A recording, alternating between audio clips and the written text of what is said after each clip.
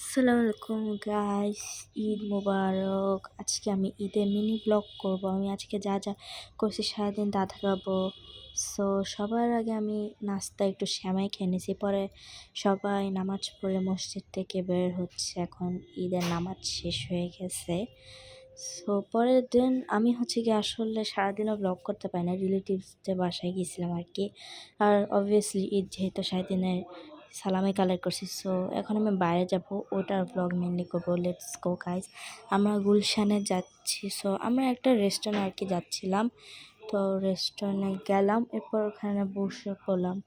পরে কি আমরা দুই ফুচকা একটা অর্ডার দিয়েছিলাম আর একটা নর্মাল ফুচকা গাইস। আর রেটিং যে ভালোই ছিল। দেন আমরা গাড়িতে বসে পড়ছি। এরপরে গাড়ি থেকে 300 ফিটে গেলাম। 300 ফিট আপনারা তো জানেনই কত সুন্দর রাস্তা। পরে এখান থেকে আব্বু গেলাম, আমরা একটা রেস্টুরেন্টে গেলাম, এখান থেকে একটা মিল্কশেক নিয়ে নিয়েছি। এরপর আমরা এখন বাসা যাচ্ছি guys. If you like this video please subscribe and like, comment. Bye bye guys.